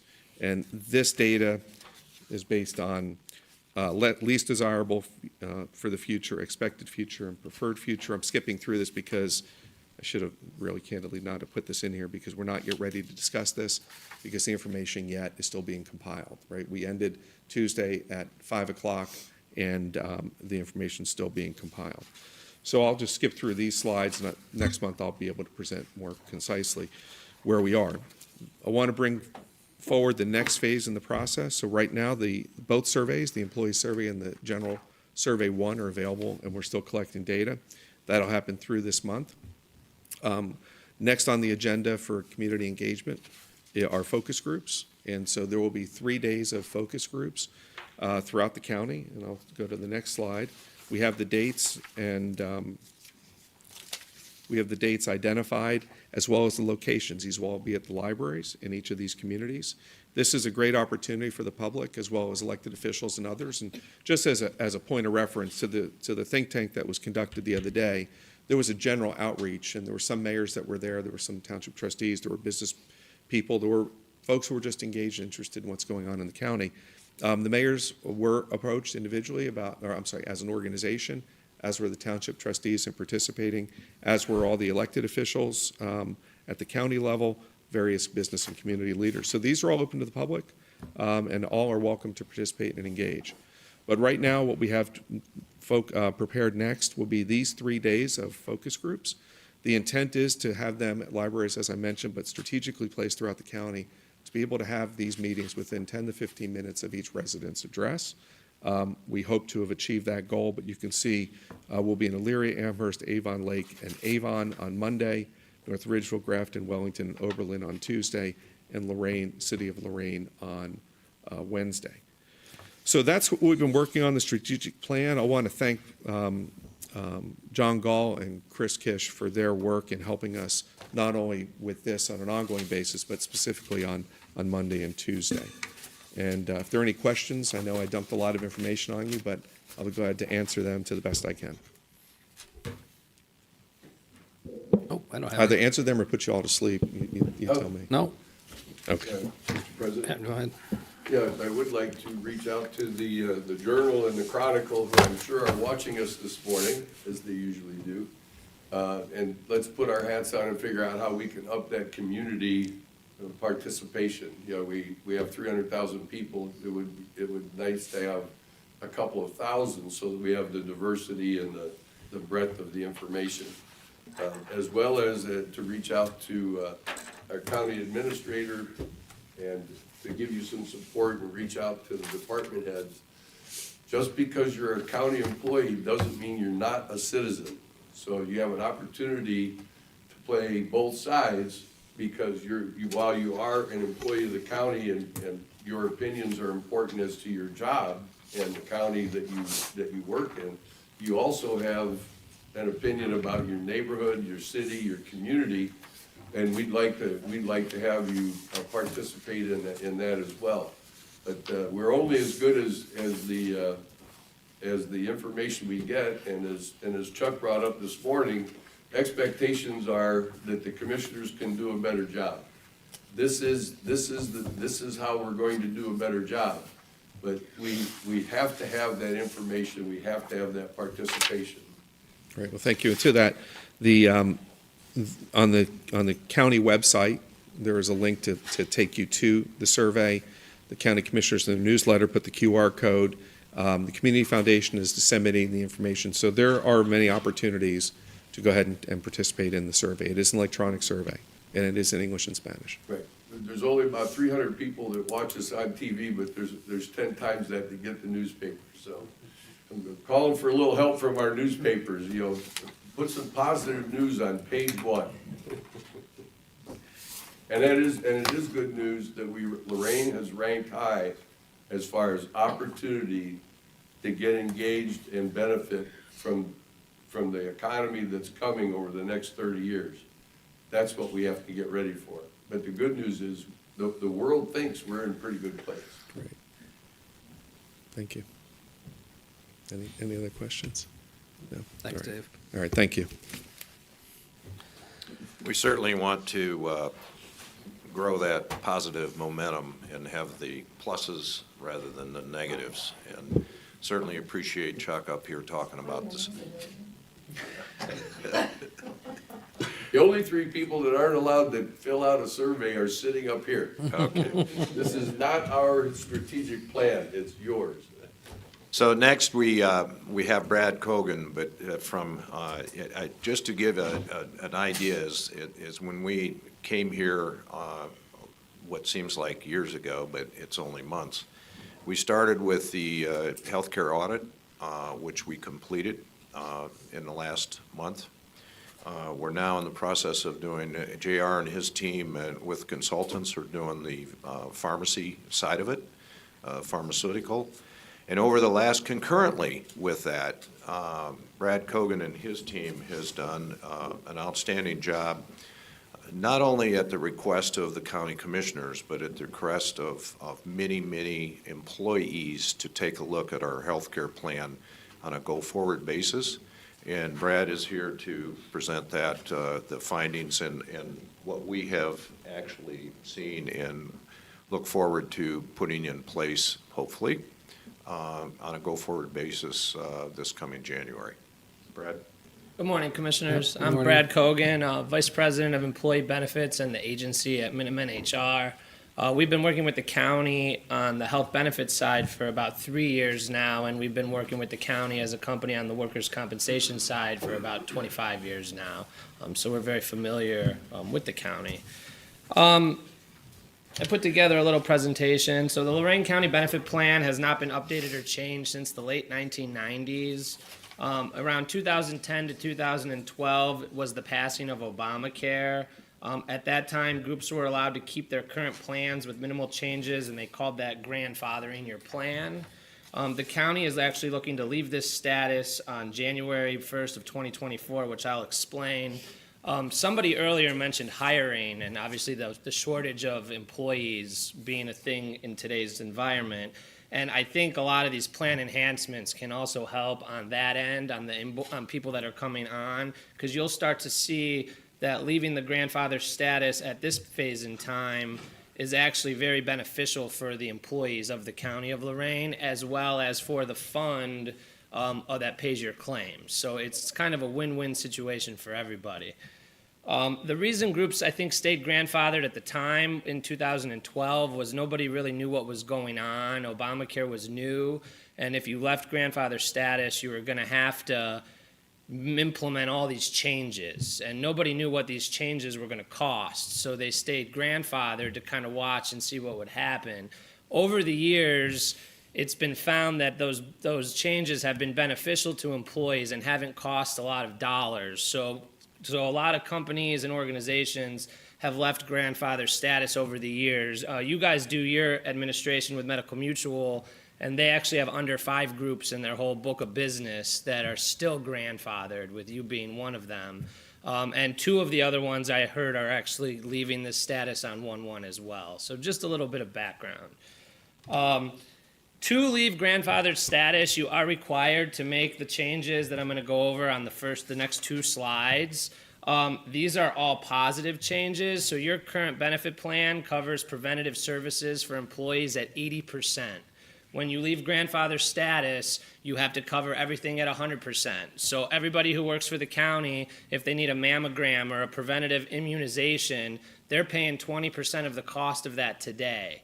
When you leave grandfather status, we can't charge them for that due to the Obamacare legislation. So all of these coverages are now going to be covered at 100% for employees instead of 80%. So that's mental health parity, meaning you have to cover mental health and alcohol and drug abuse the same as anything medical, like a broken arm. Education and training is available, covered at 100%. Anything healthcare reform, preventative service at 100%. Family planning, all immunizations, all preventative immunizations, physical exams for kids all the way up to age 21, all preventative tests such as endoscopic services, lab, mammogram, medical, pap, x-rays, 100%, and all well child care would be covered at 100%. So all of these changes, changing these from 80% to 100%, allows the county to then leave grandfather status by following along and doing this, which means you can also make other changes to your plan. So being grandfathered kind of handcuffs you a little bit, because if you make a change, you then have to leave grandfather status. Implementing these changes, going from 80 to 100%, allows the county to leave grandfather status and then be able to make plan updates and changes around that as the years go on, or if an event occurs for an employee and you want to change coverage for something. These changes right here, to go from 80 to 100%, are going to cost the claims fund approximately $376,000. So an increase in claims cost, better benefits for employees, and an increase in claims cost for this piece, okay? With this, due to the county plan being pretty antiquated and haven't been touched in 20 years, we've discussed with Jeff and his team some additional changes that do not have to do with grandfather status, but being a self-funded employer, they are decisions and changes you are allowed to make or implement. The first is a big one here. We're going to add coverage for cardiac rehabilitation to the plan. Today, there is no coverage for cardiac rehabilitation. I believe this has come up in the summer of this year. I don't know why this piece wasn't covered back in the 90s. It might have been a cost situation. So we're going to add coverage for cardiac rehabilitation as we leave grandfather status. We're also going to add coverage for 20 business visits of occupational therapy. The current plan does not cover occupational therapy. Once again, I think it's just tied back to the 90s. Occupational therapy wasn't as big of a benefit. People weren't utilizing it as much. So we're going to add that to the plan as well for employees. The third is we're going to add a chronic condition management program. It specifically helps coach people on diabetes, asthma, maternity, COPD, and heart management. Employees get to electively enroll in the program if they choose, but the diabetes program, for instance, it gives them their test strips for free. It helps them manage their diabetes. It gives them access to a nurse. So these are just programs to help employees manage these major conditions that the county, they have not turned this on with Medical Mutual. So we thought, leaving grandfather status, this would be a good time to turn this on to help employees and help the county manage the plan. Because whenever you manage these conditions, it's good for the employee and for the county. The last thing, it would be to change the emergency room copay to $300, which would be waived if you are admitted. Your plan has a $25 emergency room copay. That is not really 1990s. That's more like 1970s. The cost of healthcare has been increasing drastically, and the average ER copay we see today is anywhere between it's probably about $350, $200 to $500, and it's really just to divert people to urgent care and to call doctors and not go to the emergency room for a hangnail or for an ear infection. So we wanted to bring that copay away from the $25 to the $300, which is obviously waived if you're admitted to the ER. So if you're having a heart attack and you go into the ER, you're not going to be charged a copay. This is pretty standard in today's environment. So when we make all of these changes on this page, there would actually be approximately a $329,000 decrease in your claims fund. So it really helps offset the grandfather changes from the first two slides. And then a $52,000 increase in fixed admin costs. That is for the chronic condition management program. That's just a $2.50 per employee per month program charge to the county if we decide to implement that program for the employees. The last two changes we've looked at is on your RX. The most expensive cost to a health plan is the specialty drugs. Most groups have under 0.5% of their people utilize specialty drugs. These are drugs that cost more than $5 to $10 grand per month. Some can be 30, 40, 50 grand per month. There's some injections out there today that are $2 million. So when you go to a self-funded plan, there's obviously a high cost in paying for these specialty drugs.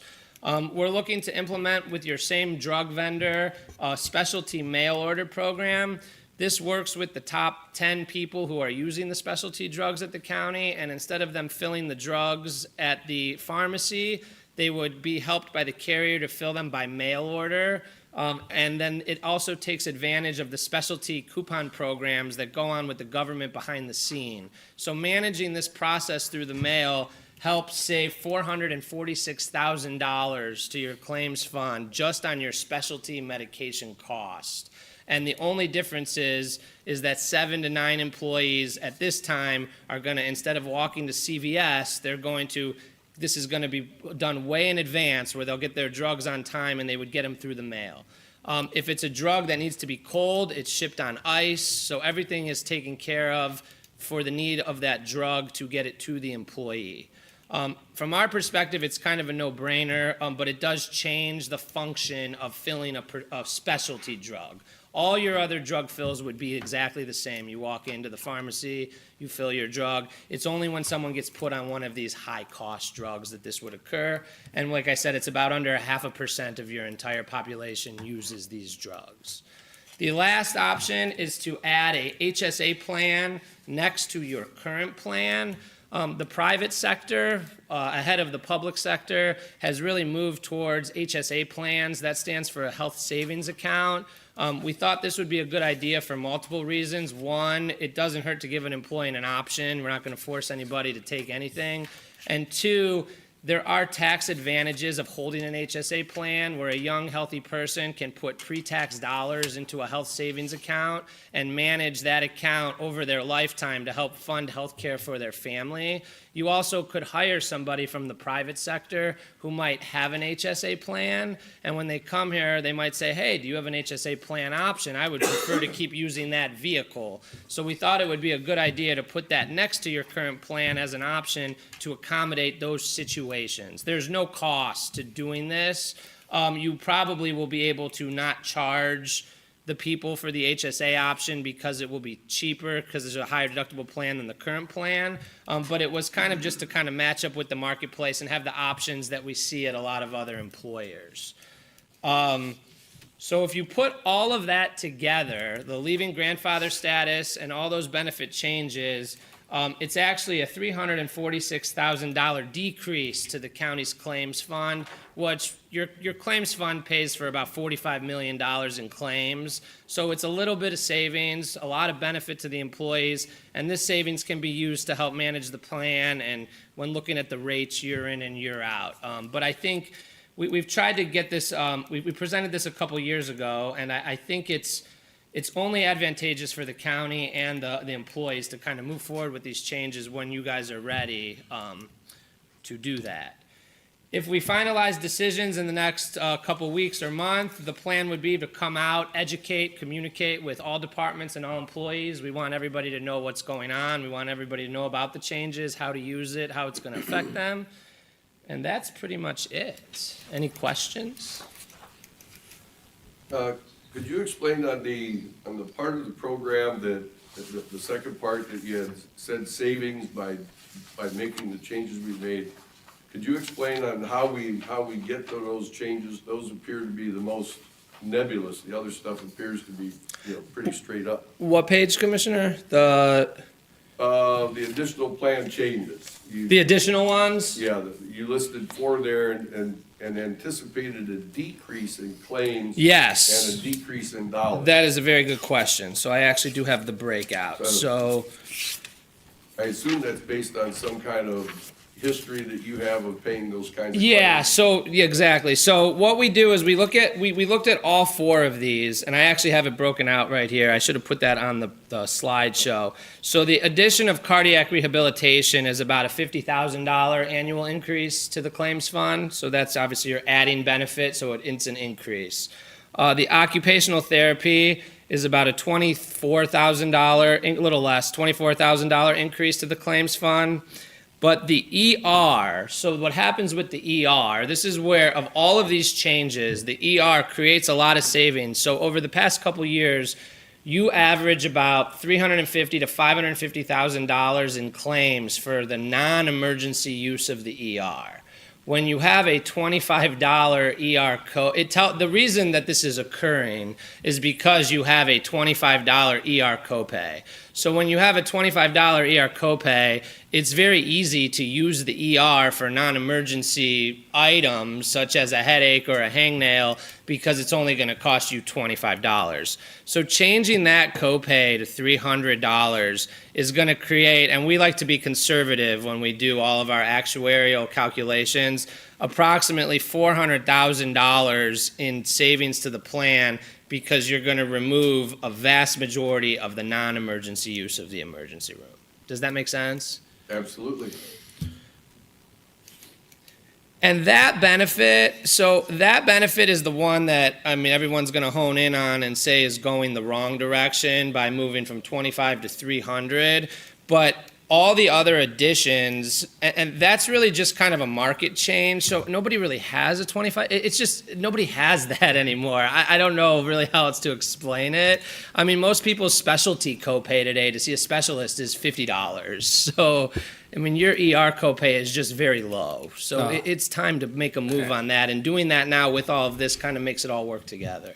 Well, it's just ER and ambulatory, right? Right. And my daughter's a paramedic, and they call it a very expensive Uber. Yes. In which they get picked up, they go to the ER, and it was something that could have been dealt with without with an outpatient or another area. And that's when I first got here. When I saw the $25 copay, I thought, oh, and I'm glad you said at least that goes back to maybe even the 70s. Yeah, I mean, you don't see it in the small group, in the large group. You just don't. A self-funded plan just can't afford to have people going to the. And the other thing that you see, so when you pull the data, you would see you had 300 or 400 non-emergency uses of the ER, but then it's amongst like.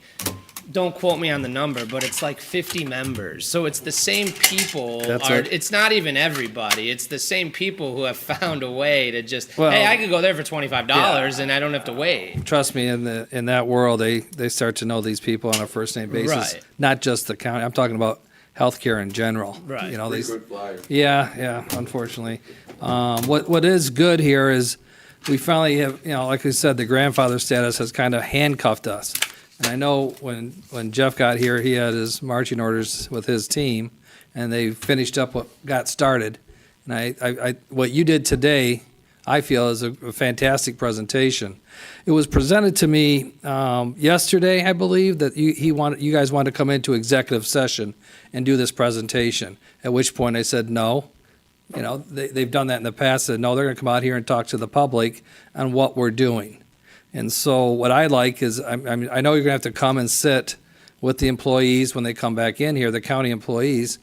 But the fact is, I think you did such a fantastic job today. It would be nice to have people, hopefully, instead of 300 people, we'll see if we can get another 2,000 people who actually benefit from this plan to maybe watch your presentation. Because I thought that was a fantastic presentation Thank on you. where we're going, where we've been, and I commend you and your staff. You know, I know JR's been working on it, so I commend you guys on the work.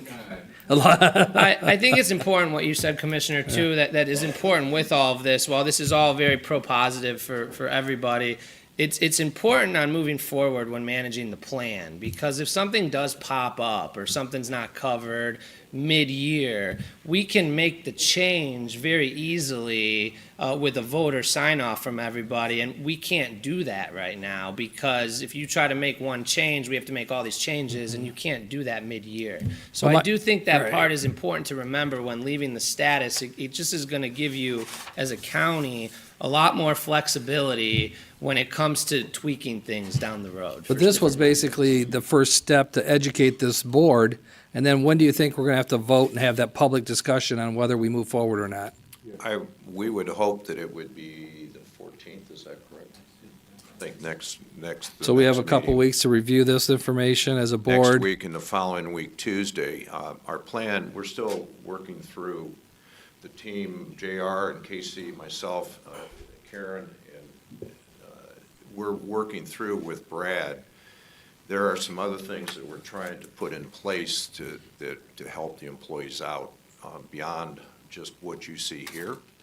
And those are not completed yet. We're still negotiating, you might say. Yep. Trying to figure out where we are. So we're hopeful that that presentation, with the actuarial Yep. side of it, that we can give another presentation and we can get this in place by November, not in place, to go in place by January 1st. But we're hopeful to have that completed before before the November 14th meeting, and have it voted out then, so that we've got time to, with Medical Mutual, and get everything all set up. That's Do we need to that's get our plan. CBAs lined up and everything? Do we have to have any, No, we do not. Total control over. okay, just want, okay. Yes. We really have evaluated this to the, not the demands, to the requests of our employees. Those of us that are on the team have had sick people, including myself, and we really kind of looked at it in a global nature, and with Brad's help and JR's team over there, I think we've come up with a pretty good plan, and I think that if we work out the details in the next week or so, Yep. we should be ready for a vote coming up November 14th. Okay. No, I think I Commissioner just wanted to Hunt. thank you, Brad, for coming in to explain all of this. And I think when we had the issue pop up with the cardiac rehab as commissioners and the team with Jeff and Karen, we were all getting the emails on it, and we had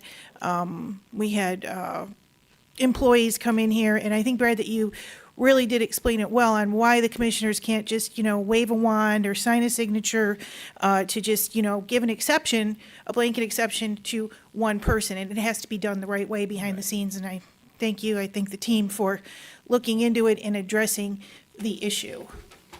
Yeah, that's exactly right, Commissioner, because you can approve anything as a self-funded plan as time goes on, but you want everything to be equal for everybody. So it's just easier to just change it in the plan for everybody, and then it kind of goes away. Yeah, and thank you for the explanation on that. And Commissioner then Riddell? to Commissioner add Riddell? to that, based on Commissioner Moore's comments and discussions, and yes, we did talk about having it in an a closed room, and you suggested that, not suggested, strongly said we should do it here.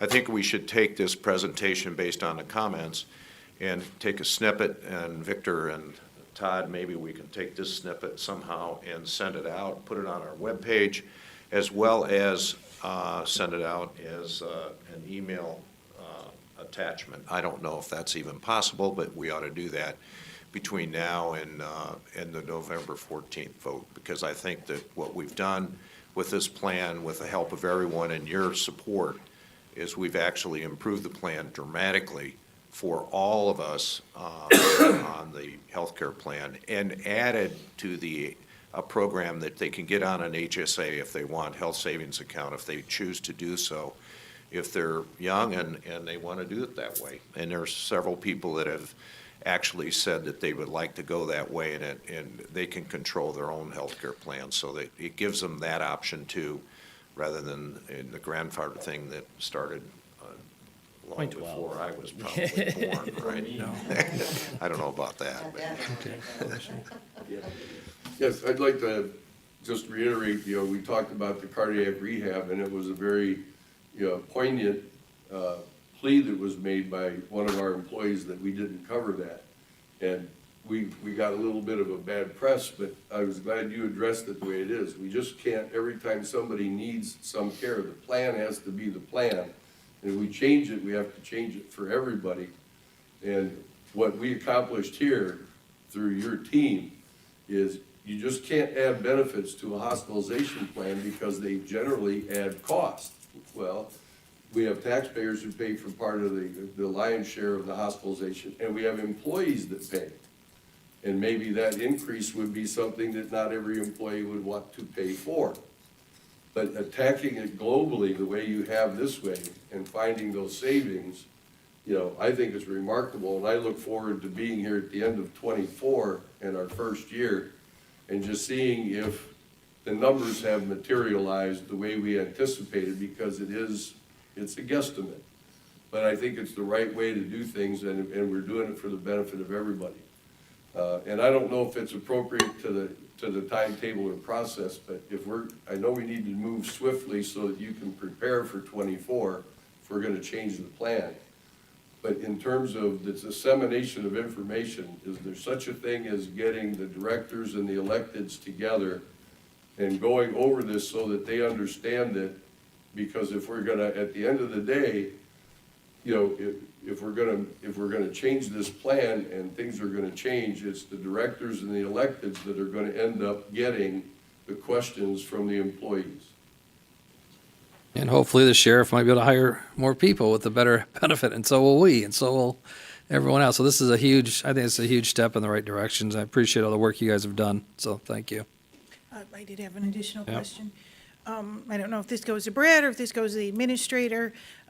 When we did have those discussions a couple of years ago, we had talked about the possibility of the raising of the deductibles and/or the premiums that would come out of the employees' paychecks. Are the commissioners going to get some financial breakdowns?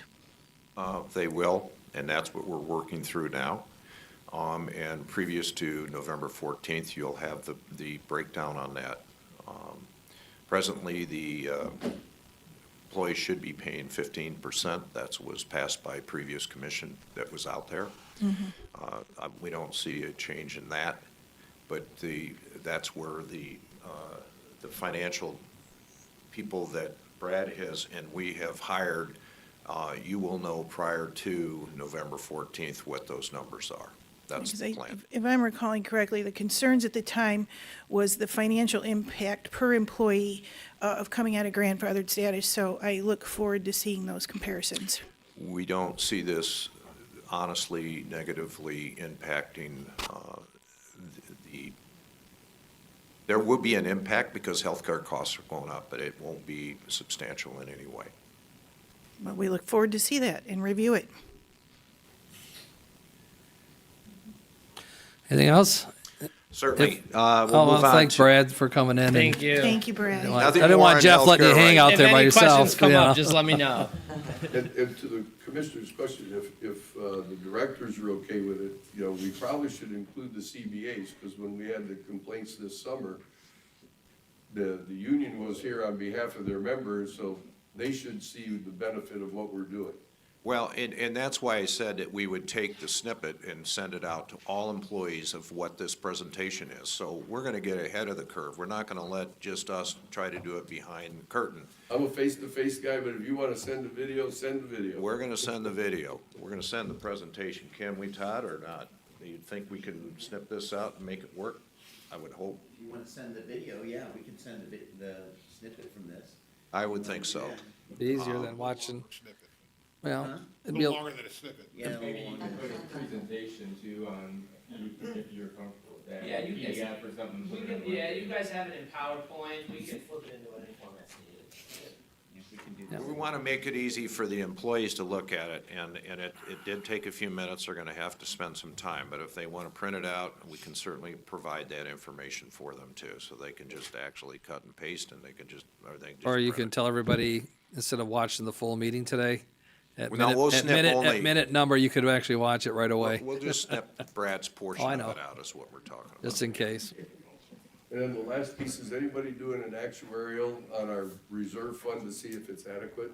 That's what That's we're what doing the now. things are doing. Yes. Okay. The reserve fund is adequate, we've already looked at that, but we're looking at, just where the plan is predicted, what it's gonna cost next year with these changes or without these changes. It's not gonna be a major difference because of that, the 300,000, but that's what we're looking at. The actuary is calculating that right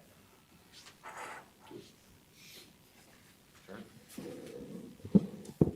Morning, Commissioners. Good morning. So, our update, my update, since the last time we spoke, we've been working with the Sheriff's Office in regards to building a new jail. So we've been offered to take a trip to Indiana to tour a couple of newer jails that have a different type of floor plan. And we're pretty excited about going out there on December 7th to take a look at those floor plans in person. Also, a little PR for Lolly the Trolley. If you happen to see her out and about this weekend, she'll be participating with the Visitors Bureau on a couple of events. The Amherst Historical Society is giving a tour of the quarries in Amherst.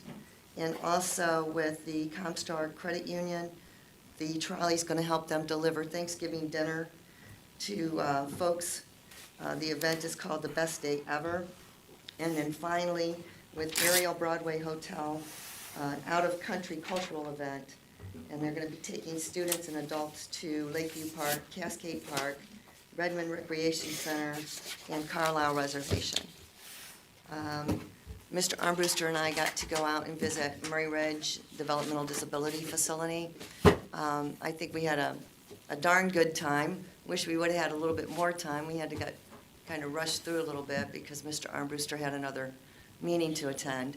But one of the highlights was learning about their Brew It Smooth Cafe. I think it's Brew It Smoothie Cafe. And it's basically run by the folks at MRDD, and they can actually make this a mobile event. So they can bring their cafe here for maybe a commissioners meeting, and they prepare the food, they do all the bookkeeping, they do all the preliminary ordering that they need to create the smoothies and the treats that they sell at this little cafe that they put together. So we were pretty excited to learn about that, and I'll be contacting them, I think, pretty soon to see if we can get them to come to one of our meetings and say before our meeting, everybody can kind of participate and enjoy the refreshments that they provide. And then I guess finally on my list of things is to discuss our new hires for the facilities department. So finally, I think we've got 5 good folks that are going to be joining our crew come Tuesday, November 7th. 3 will be working the day shift with the maintenance crew. And then we have 2 that will be helping us out on the custodial crew in the afternoon hours. So those folks are from the Ohio, the Grafton Prison. We've got a work release program in place. We're very excited to get the program started, and I think that it would be good for me to report back maybe in about a month's time to let you know the status and how well the program's been working out. So, any questions? You guys look really tired. Well, you said 5, there's 4 on the sheet. There was one we already hired in August. So. Commissioner Hung already took a break, and I didn't, so now I'm paying for it. Well, we had some on the list that actually got released, so we had to make, JR had to go out and do some interviewing. Yeah. and- That's good, Jeff. Okay, anything else? One more. Mr. President, Yesterday, we started our interviewing of the wireless communication system companies that actually bid on the wireless communication system for this Lorain County. JVC Kenwood or EF Johnson was here yesterday, and we spent a couple hours with them, with our consultants and our entire administrative staff that is involved in that, including EMA. And this afternoon, we'll be interviewing the second group that is coming in that is going to make a presentation with regards to that. And that completes our report. Thank you. Thank you. Friday, we're off in observance of Veterans Day, next Friday, November 10th. Board correspondence. Move to Waive the reading of the board waive the reading. correspondence. I'm gonna see how sick you guys are. You make me read it. Make me sit through it. I'll second it. Or did I second it? Did I make it, or did you I make don't it? know, Mr. we Hahn. just kind of, yes. Mr. Moore. Aye. Mr. Riddell. Aye. New business? Yes, just to let people know, we're probably leaning towards a November 17th date. Hopefully, I'll get with KC to see if that's sufficient time for everybody who's submitting their annual budgets. So instead of maybe having budget hearings, we might just do it in the meeting on November 17th. So just to let the board know, that's probably what we're leaning towards, because some of these budget hearing meetings, like you get Dan Telerik in there, and it's a 3-minute meeting. And so some could be longer, some could be shorter, so we're going to take a look in the next couple of days. I'll be working with KC to take a look at the budgets, see where everybody's at, and then we're going to try to decide on, start bringing people in, starting hopefully on November 17th. I don't think we'll be doing evening meetings, but we can do them during the day. It'd be more appropriate, so, just to let the board know. Mr. President? Yep. Casey, how are you coming along with your format for the, you had the prototype that you showed us a while back. Yeah, so we, Mr. Armbruster and myself, we were able to connect with some folks down in Stark County, again, not to try to reinvent the wheel, but look for outside, just to see how others are handling the process outside the county. And we got some really great ideas. So we're working on taking that format and kind of meshing it with our format and trying to come up with a great model that will hopefully lend itself to offering some consistency across the county, as well as giving us a great base. So then we can go into managing the budget process through exception basis, as opposed to doing a deep dive Right. to the line item level every year. Yeah, This but- will allow us a model to look Right. at trends and to hopefully, again, manage at an What I like exception about level. that program is how detailed the budget is, and it's a lot easier for us to read, so that when there are discrepancies and shortfalls, and people come to us, the problem is we can't, we have it, but we can't implement it now, because I think it would throw everybody off. So this is something that, we're Right. gonna have to implement for next year, because there's no way we can, Correct. And it's something we'll really want to kind of look at it internally, tweak it, see if we can work out all the kinks, and then do a slow transition. So again, hopefully in 2024, as we move forward, for the 2025 budgets, we'll have a Okay. good model in place with all the kinks worked out that we can roll out. And so, fantastic. yeah. Anything else? Okay, move to adjourn. Right? Okay, good, thanks.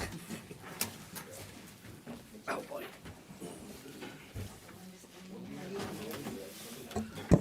Yeah, I just think you did. Don't want to leave a trail behind me.